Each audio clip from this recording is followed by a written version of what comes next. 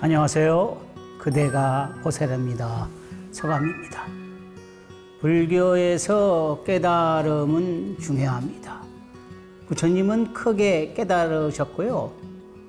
부처님께서 설법하신 내용은 다 깨달음의 마음에서 나온 것입니다. 그래서 불교를 깨달음의 종교라고 말을 합니다. 금강경, 법화경, 화엄경 무슨 경전인지는 중요하지 않습니다. 또 차원이 높고 낮고 이런 것도 중요하지는 않습니다. 중생을 위한 우리들의 가르침이어야 합니다.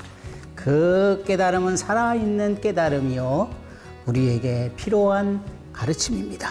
간음경은 살아있는 가르침이고요 또 나에게 필요한 가르침이고 우리들의 경전입니다. 서감 스님의 그대가 보살입니다는 간음경을 통해 간센보살이 전하는 메시지를 함께 배우고 되새기는 시간입니다. 오늘도 지난 시간에 이어서 간센보살의 가르침으로 들어가 보겠습니다.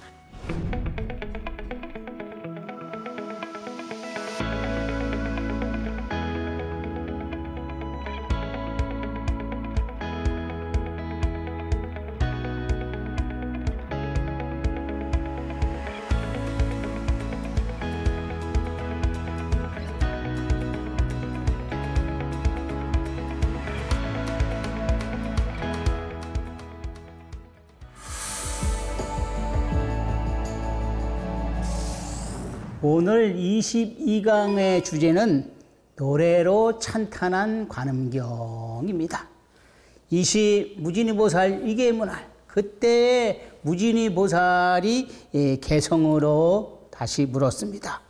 세존묘상고 아금중문피 불자 하인연 명이 간세음이라 묘한 상호를 구족하신 세존이시오. 제가 이제 다시 여쭙니다. 불자는 무슨 인연이 있어서 간세음이라 하옵니까?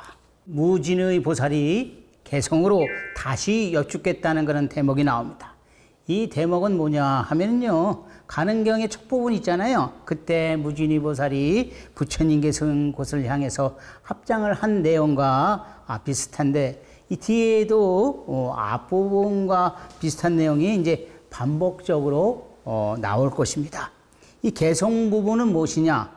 이 개성 부분은 간음 수행에 대해서 간음 수행이 어떤 것인가?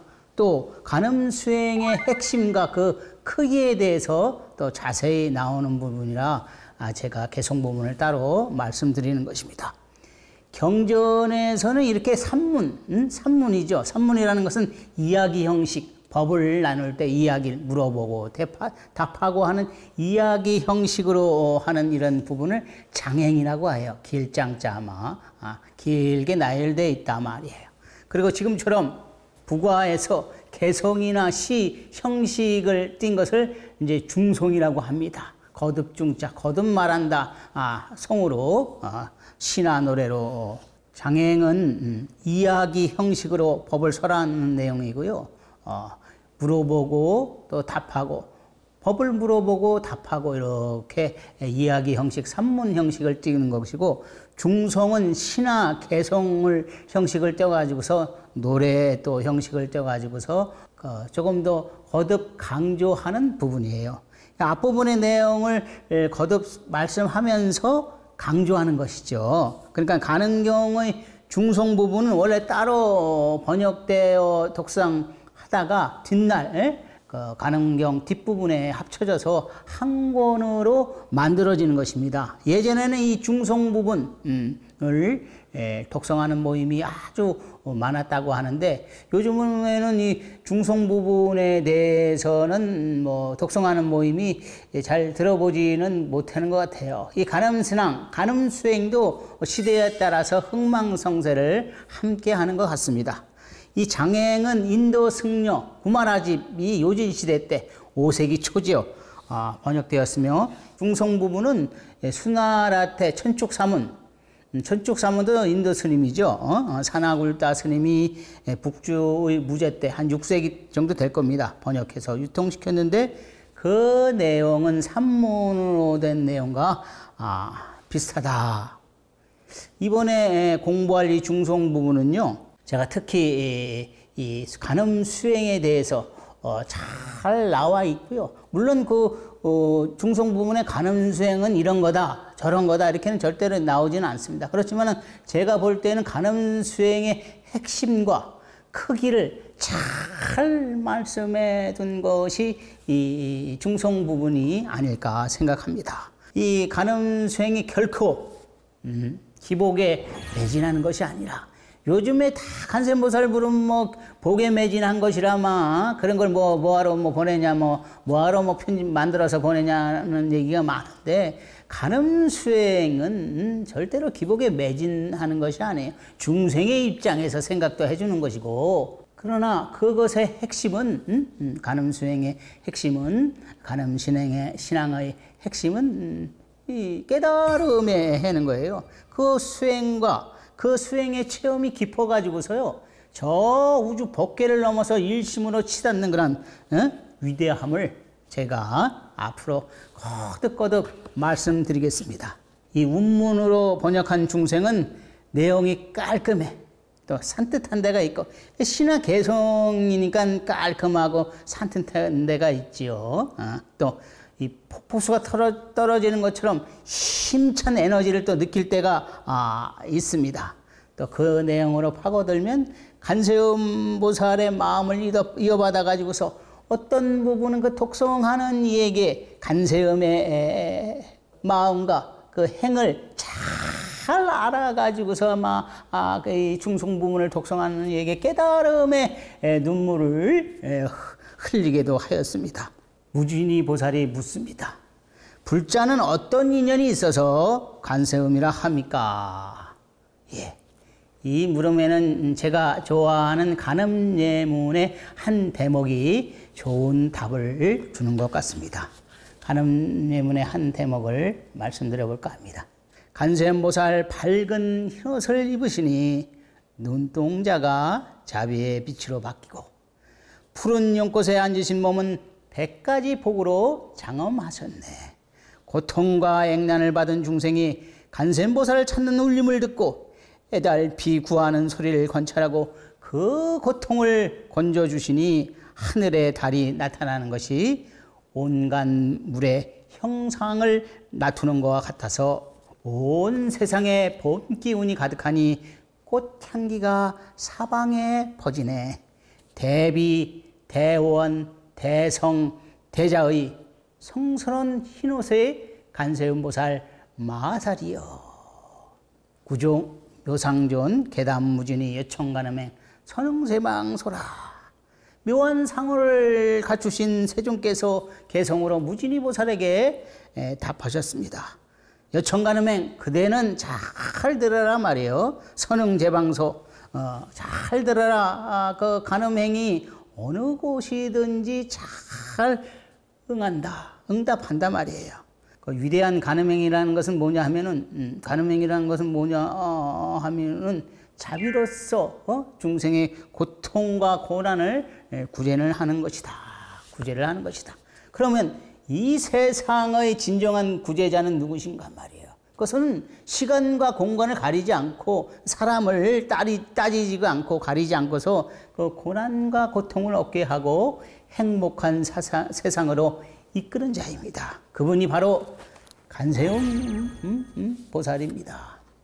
제가 간음에 빠지고 또 보살 사상에 빠져가지고 또 이렇게 돌아다니다가 계속 다니기가 좀 그렇더라고. 그래서 학교도 다니고 또 비구계도 또 받아야 하니까는 이제 학교를 다니게 됐는데, 그때 이제 학생의 소임을 맡을 때요. 학생의 소임도 내 공부에 도움이 될까 해서 이제 학생의 소임을 맡아서 하는데, 그때 이제 세상에 나와가지고 이제 보살 정신을 한번 실천해보자, 간세음의 마음을 한번 전해보자, 이런 생각을 가지고서 이제 도반 스님이나 학교 학인 스님들에게 좀 이나마 공부하는데 보탬이 되고 또 내 수행에도 도움이 될까 해서, 그럼 간음의 마음, 그렇죠, 보살의 정신, 이걸 이제 실현하려고 했죠. 그런데 그 사람의 마음, 특히 이제 스님들의 마음이 다 똑같지는 않아요. 이런 말이 있잖아요. 제가 이제 늘 얘기하는데, 이 서말은 몰고 가도 스님 3명은 몰고 갈 수가 없다는 말이 있듯이 개성들이 독특해 가지고서 그 소원을 원하는 것을 다 들어줄 수가 없어요. 한때는 막 얼굴이 뭐 시커매져 가지고 막 돌아다닐 때도 있었는데, 그런데 한 1년여 그 학생의 소임을 보고 나서 이제 졸업할 때쯤 이렇게 소임을 보고 나니까 공로패를 하나 주더라고요. 참 힘들었죠. 그 소임 볼 때는 얼굴이 시커매지고 간이 망가져가지고 말이에요. 얼마나 신경을 썼던지. 근데 공로패를 탁 줬는데 그 공로패는 뭐 크지는 않아요. 작은 공로패지만 그 안에 내용을 보니까 이런 내용이 있더라고요. 보살 정신을 실천했다. 그 내용을 보는 순간 막 그 힘들고 어려운 것이 다 녹아내리더라고요. 제 딴에는 보살, 간세음의 마음 이런 것을 해서 또 나의 수행에 도움이 될까 해서 소임을 받는데, 그 처음에 했던 그게 좀 어설펐지만은 힘들었지만은 그래도 그 보살 정신을 실천했다고 하는 그 말씀 하나에 힘든 것이 다 녹았던 시절이 있습니다. 이 간세음 보살의 위대한 행은 어느 것인지 잘 응답해요. 입으로 증명하거나 생각으로 증명하거나 마음으로 증명하거나 뭐 상관하지 않고 이 세계 저 우주를 가리지 않고 빈부귀천을 가리지 않고 말이에요. 죄가 있거나 죄가 없거나 복이 있거나 복이 없거나 잘생겨도 못생겨도 막 그런 건 가리지 않아요. 영웅 호골도 좋습니다. 간세음 보살은 뭐냐? 오직 나의 이름을 불러주고 생각해주면 그걸로 만족해. 다른 거 없습니다. 나의 마음, 나의 신심을 원하는 거예요. 생각해주고 이름을 불러주고 하면 그걸로 만족해야 합니다. 그런데 거기서 더 나아가서 존경하고 사랑한다고 서원하고 또 발언하고 그렇게 되면 이 관음행은 광대무변해져 가지고서 이때부터 이제 세세생생 갑니다. 세세생생 나와 함께 같이 하고 간세음보살과 함께 같이 하고 나를 지켜주는 수호신이 되는 것이에요. 이 중송 부분을 말씀드리기에 앞서서 제가 한번 깨달음에 대해서 한번 말씀드려 볼까 합니다. 왜냐하면은 제가 말씀드리는 깨달음은 간음 수행에 크게 도움이 되기 때문입니다. 모든 마음 수행에서요, 이 집중과 관찰이 없으면 이는 마음 수행이 아니에요. 이 집중과 관찰 중에 하나만 빠져도 진정한 마음 수행이 아닌 것이고, 집중과 관찰이 함께 갈 때 이때 이제 깨달음이 오는 것이죠. 어떤 깨달음? 큰 깨달음이 오는 거예요. 그렇기 때문에 이 집중과 관찰이 없으면은 큰 깨달음이 오지 않습니다. 이 석가모니 부처님도 집중과 관찰을 통해서 시절 인연을 만나 가지고서 큰 깨달음을 얻은 겁니다. 네. 깨달음의 양쪽 날개는 뭐냐면 집중과 관찰입니다. 이건 제가 확실히 말씀드릴 수 있어요. 이 집중과 관찰의 날개는 나를 공으로 이끌어 가면서 깊은 마음속으로 들어갑니다. 나를 깊은 마음으로 도달하게 해요. 근데 이 깊은 마음으로 도달하게 하는 것은 뭐냐 하면은 시절 인연이죠. 깊은 마음에 도달하게 하는 것은 시절 인연이요. 시절 인연이 어렵게 생각하면 이 때라고 하면 돼요. 때가 찾아와야 돼요. 이 시절 인연이 더디게 찾아올 수도 있고 빠르게 찾아올 수도 있고 아예 안 찾아올 수도 있어. 못 찾아올 수도 있어요. 그것은 그 사람이 그 수행자가 어떻게 관음 수행자가 어떻게 하느냐에 따라서 달라지는 겁니다. 왜 그러냐면요. 이 시절 인연의 공부는 가르침의 공부가 아니에요. 저기 경전을 봐서도 나오지 않는 것이고 역대 성인들이 말씀을 다 뒤져봐도 뭐 시절 인연의 가르침은 안 나와. 이 시절 인연의 공부는 가르침의 공부가 아니라 무슨 공부냐? 자신이 찾아서 하는 공부다. 시절인의 공부는 자신이 찾아서 하는 공부예요. 이거 참 멋있잖아요. 멋있는 공부 아니에요? 자신이 찾아서 하는 공부. 멋있긴 멋있지만은 앞날도 안 보이는 그 깜깜한 시절이 또 찾아오기도 하고 어떻게 할지 몰라 할 때도 있지만은 한순간에 딱 끼는 그런 묘미가 있습니다.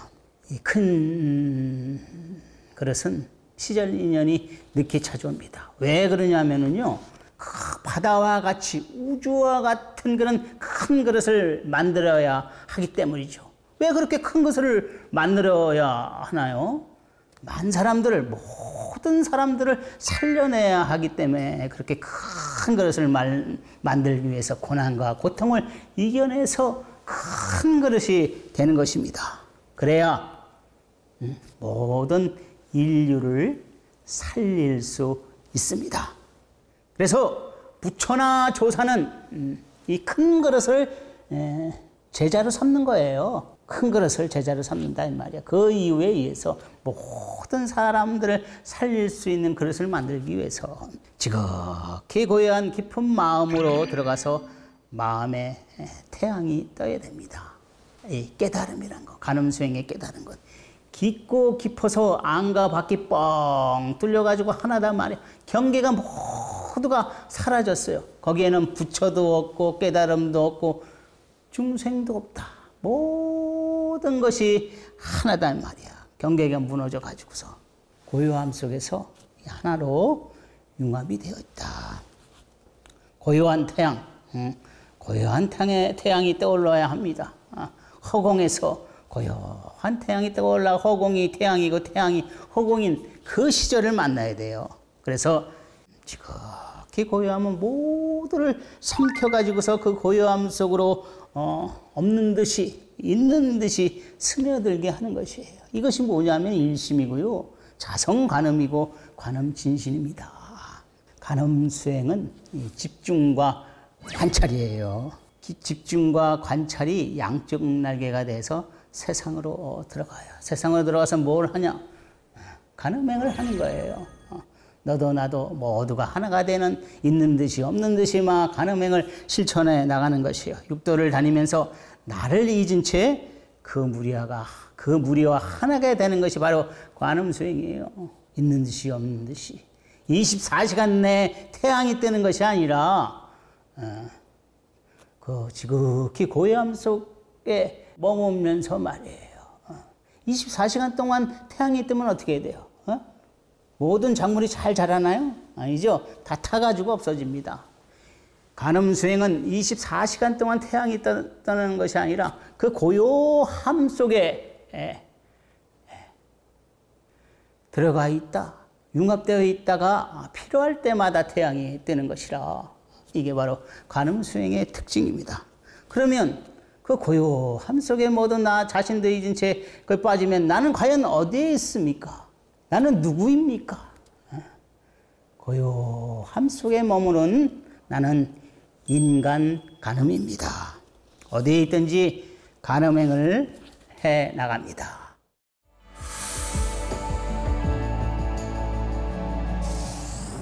(22강에서는) 노래로 찬탄한 관음행이라는 주제로 공부했습니다. 이번 단락부터는 중송 부분이에요.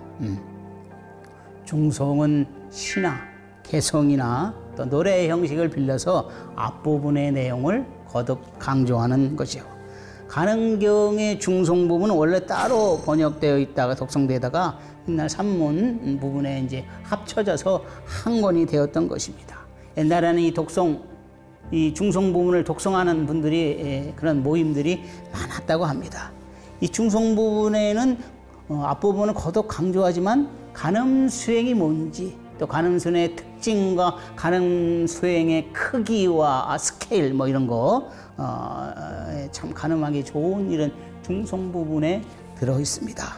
관음수행이 결코 기복에 매진하는 것이 아니라 그 깨달음이 훌륭하고 수행 체험이 법계를 떠나서 일심으로 치닫는 아주 광대무변한 그런 것을 제가 이제 거듭 말씀드리도록 하겠습니다. 서감 스님의 그대가 보살합니다를 통해서 이 소중한 인연 속에서 내 안에 간세음보살을 만나고 스스로 간세음의 마음으로 살아가면서 세상에 자비의 빛을 선사하시기 바랍니다. 다음 시간에는 원력보살이라는 주제로 함께 공부해 보겠습니다. 오늘도 귀한 시간 내주셔서 감사합니다.